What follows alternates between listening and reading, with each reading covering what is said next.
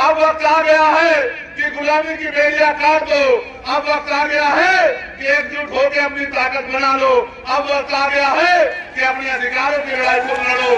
अब वक्त आ गया है कि अपनी वोट से और वोट की चोट से अपने ऊपर हुए के जुर्म का हिसाब दो। नौजवान साथियों, आप ये जानते हैं ये नीला पट्टा ये आत्मसम्मान का स्वरूप है। ये नीला पट्टा समानता का स्वरूप है। ये नीला पट्टा बाबा साहब अम्बेडकर का रूप है। इस नीले पट्टे वालों को तय करना होगा कि संविधान विरोधी ताकतों को जमीन तो हमें करना पड़ेगा, इनको धूल चटानी पड़ेगी और अपने हाथ में राजनीतिक व्यवस्था लेनी पड़ेगी। कार्यकर्ताओं की भी नहीं सुनती है, वो सिर्फ तानाशाही करती है। उत्तर प्रदेश में क्या हाल है आपको देखना समझना पड़ेगा। कोई भर्ती ऐसी नहीं है जिसमें घोटाला ना होता हो। कोई भर्ती ऐसी नहीं है जिसमें आरक्षण के साथ छेड़खानी ना होती हो। कोई भर्ती ऐसी नहीं है जिसमें ईमानदारी से भर्ती प्रक्रिया पूरी करवा के नौजवान लोगों को मौका मिले। सरकार के पास कोई योजना नहीं है कि गांव में रहने वाली महिलाओं को उद्योग धंधे लगा के कुटीर उद्योग लगा के रोजगार देने का काम किया जाए। सरकार के पास कोई योजना नहीं है कि पढ़े लिखे नौजवानों को जिनको उनके माँ बाप ने अपना खून पसीना लगाकर पढ़ा लिखा के तैयार कर दिया है, उनको उनके पैरों में खड़ा किया जाए, नौकरी रोजगार दिया जाए। ऐसी कोई योजना सरकार के पास नहीं है। और तो सरकार के पास तो इतनी इच्छा शक्ति भी नहीं है कि वो ग्रामीण क्षेत्रों में उद्योग धंधे लगवा के यहाँ के पढ़े लिखे नौजवानों को रोजगार देने का काम करे। मुझे रात को ये समझना है कि 300 साढ़े 300 रुपए की मजदूरी से 400 रुपए की मजदूरी से आपको सम्मान का जीवन नहीं मिल सकता है। अगर सम्मान का जीवन चाहिए तो फिर आपको ताकत बनानी पड़ेगी, क्योंकि बिना राजनीतिक ताकत के न आप अपने आप भला कर सकते हैं, न ही अपने परिवार को आत्मसम्मान और सम्मान की जिंदगी दे सकते हैं, न ही माँ बहनों को सम्मान का जीवन दे सकते हैं, न ही अपने घर परिवारों को इतना मजबूत और संपन्न बना सकते हैं कि आप ये महसूस करें कि हमारे परिवार सम्मान का जीवन जी रहे हैं। आप जानते हैं मैं तो आपके बीच से निकल के आया और आज भी आपके बीच में रह के इस लड़ाई को लड़ रहा हूँ। और आप ये भी जानते हैं कभी मैंने आपका हाथ नहीं छोड़ा, चाहे उत्तर प्रदेश हो, चाहे मध्य प्रदेश हो, चाहे राजस्थान हो, चाहे कोई और सूबा हो, बिहार हो, दिल्ली हो, हरियाणा हो, पंजाब हो या उत्तराखंड हो, जहां जहां आपके ऊपर आपके अधिकारों के ऊपर किसी भी सरकार ने हमला करने का काम किया, आप पर जुर्म जाति ढाने का काम किया, भीम आर्मी के साथियों ने, आजाद समाज पार्टी के साथियों ने और चंद्रशेखर आजाद ने कंधे से कंधा मिलके इस लड़ाई को लड़ने का काम किया और उस आवाज को उठाने का काम किया।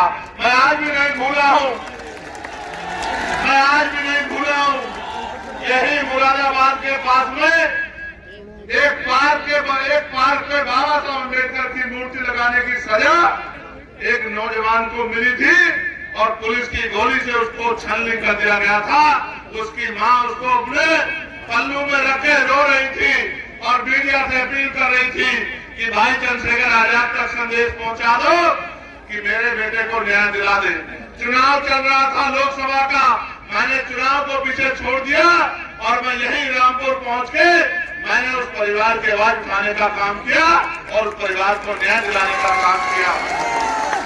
हमारे साथियों, इतनी बड़ी संख्या में मुझ पे और पार्टी संगठन पे भरोसा करने वाले मेरे साथियों, आप ये जानते हो चाहे अमृतसर या शिक्षक भर्ती का मामला हो या पुलिस की भर्ती का मामला हो या दरोगा भर्ती का मामला हो या पटवारी भर्ती का मामला हो या आपके कोई भी हक की आवाज हो, कभी मैंने आपका साथ नहीं छोड़ा।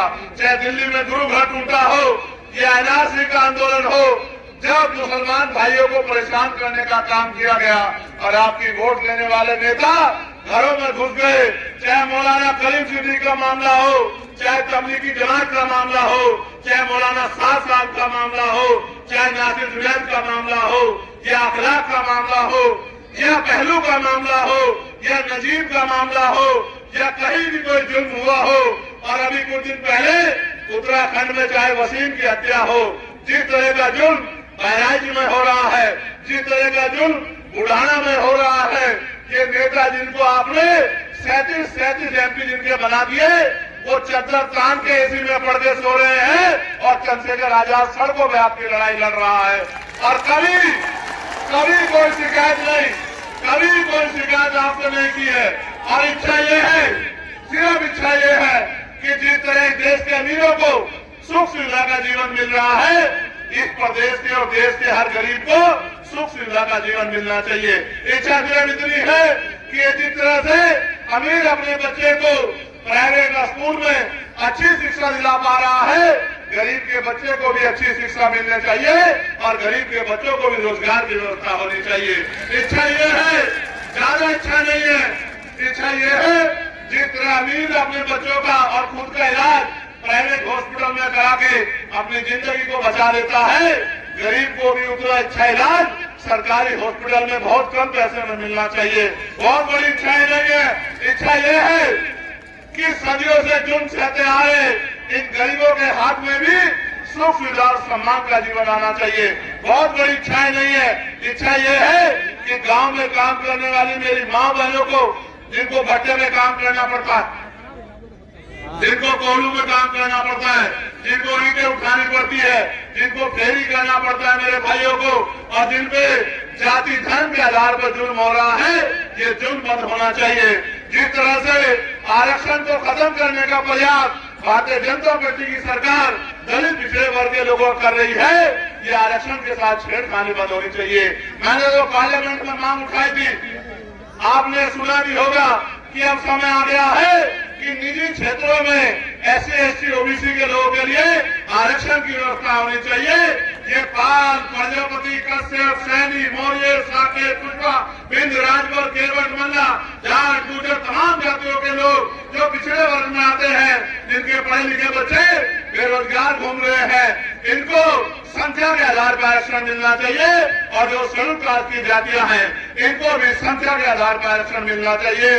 और सभी का जाति धर्म से ऊपर उठ के सभी का सम्मान होना चाहिए। जिस तरह का जुल्म आज बहन बेटियों पे हो रहा है, मेरी प्यारी प्यारी बच्चियां खड़ी है, डर लगता है कि कोई गुंडा किसी बहन को अपमानित न कर दे। और अपमानित करने वाले लोगों को ये भाजपा की सरकार के लोग संरक्षण देने का काम करते हैं। ईमानदार पुलिस कर्मियों को डराने का, दबाने का काम करते हैं। कानून व्यवस्था को चौकट करने का काम, कानून व्यवस्था को दम तोड़ देने का काम कराते हैं। ये जुल्म जाति बंद होनी चाहिए। बहन बेटियों का सम्मान होना चाहिए। बहन बेटियों को नौकरी रोजगार मिलना चाहिए।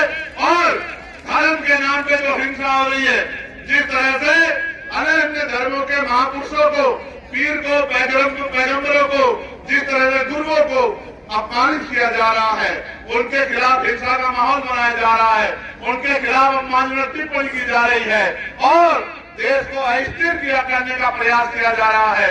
ये जुल्म जाति भी बंद होनी चाहिए, चाहे अपमान धर्म के आधार में हो या जाति के आधार पर, ये सब बंद होना चाहिए।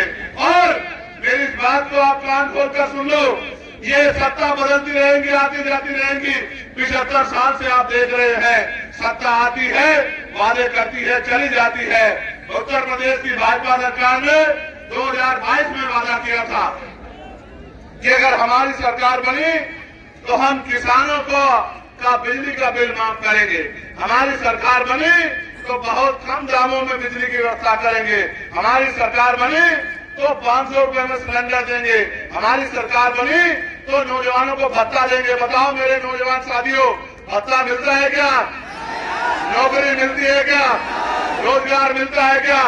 और तो और रोजगार की आवाज उठाने जाओगे तो लाठियों से पीटने का काम करवाया जाएगा। अपनी हक की आवाज उठाने जाओगे तो जेल में बंद करने का काम किया जाएगा। और छोटे छोटे चुनाव में, गन्ना सोसाइटी के चुनाव में इन्होंने किसानों के पर्चे भरवा दिए, किसानों पर जुल्म किया। और मुझे तो पीड़ा इस बात की है कि जिन पे जुल्म हो रहा है वो चुप्पी थाम के बैठे हैं। आ गया है कि गुलामी की बेड़ियां काट दो। अब वक्त आ गया है कि एकजुट होकर अपनी ताकत बना लो। अब वक्त आ गया है कि अपने अधिकारों की लड़ाई को लड़ो।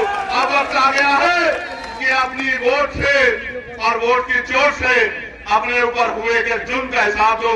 नौजवान साथियों, आप ये जानते हैं, ये नीला पट्टा ये आत्मसम्मान का स्वरूप है। ये नीला पट्टा समानता का स्वरूप है। ये नीला पट्टा बाबा साहब अम्बेडकर का रूप है।